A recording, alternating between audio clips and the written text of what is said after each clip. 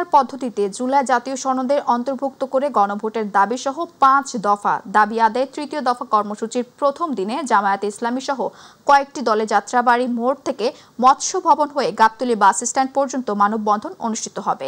বেলা ১১টা থেকে দুপুর ১২টা পর্যন্ত এই মানববন্ধন অনুষ্ঠিত হবে। এই মুহূর্তে মৎস্য ভবনের সামনে থেকে কর্মসূচির বিষয়ে আরও তথ্য জানাতে যুক্ত হচ্ছেন সহকর্মী আফজাল হোসেন। আফজাল, মানববন্ধন কর্মসূচি কি খবর আছে আপনার কাছে জানাবেন।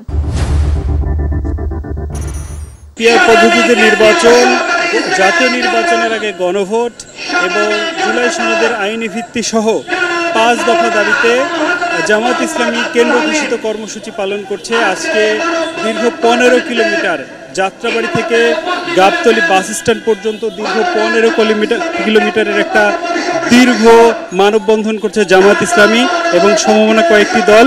এই মুহূর্তে মানববন্ধন থেকে বক্তব্য দিচ্ছেন ইসলামী ছাত্র শিবিরের সাবেক কেন্দ্রীয় সভাপতি। আমরা একটু তার থেকে শুনবো। জনাব ডক্টর অ্যাডভোকেট হেলাল উদ্দিন ইতিমধ্যে উপস্থিত হয়েছেন। ঢাকা মহানগরী দক্ষিণ জামাত ইসলামীর সংগ্রামী সহকারী সেক্রেটারি জনাব মোহাম্মদ শামসুর রহমান।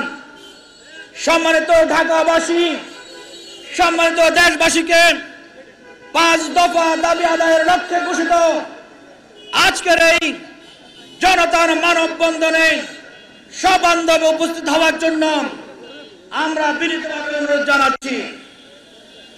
জুলাই সনদের আইনি ভিত্তি রচনার কল্পে জাতীয় নির্বাচনের আগে গণভোট আয়োজন, পিআর পদ্ধতিতে জাতীয় নির্বাচন, স্বৈরাচারের দোসর জাতীয় পার্টি সহ স্বৈরাচারের দোসরদেরকে নিষিদ্ধ করা, ফ্যাসিবাদের হত্যাকর্তাদের বিচারের দৃশ্যমান করা সহ ৫ দফা দাবিতে বাংলাদেশ জামায়াত ইসলামী কেন্দ্র ঘোষিত কর্মসূচির অংশ হিসেবে যাত্রাবাড়ি থেকে গাবতলী পর্যন্ত আমাদের মানববন্ধন কর্মসূচি এখন থেকে অল্প কিছুক্ষণের মধ্যে শুরু হতে যাচ্ছে। জি, যেমনটি শুনছিলেন যে সকাল ১১টা থেকে শুরু হওয়ার কথা থাকলে ইতিমধ্যে এই চারদিকে লোকাল সব দিকে ভরে গেছে। এই মুহূর্তে আমি আছি মৎস্য ভবনের সামনে, হাইকোর্ট এলাকায়। এখানেও যেদিকে চোখ যাচ্ছে হাজার হাজার নেতাকর্মী জামাত ইসলামীর উপস্থিত হয়েছে এবং আমরা আরও জেনেছি বাংলা বাজার, পল্টন সহ বেশ কিছু এলাকায় চরমোনাই ইসলামী আন্দোলন এবং খেলাফত মজলিস, বাংলাদেশ খেলাফত মজলিস সহ অন্যান্য জামাতের সাথে যারা যুগপত আন্দোলনে আছে তারাও আজকের এই মানববন্ধনে অংশ নিয়েছে এবং এই মানববন্ধন থেকে পরবর্তী কর্মসূচির ঘোষণা আসতে পারে বলে আমরা ধারণা করছি। এই ছিল আমার কাছে এই মুহূর্তে মৎস্য ভবন থেকে।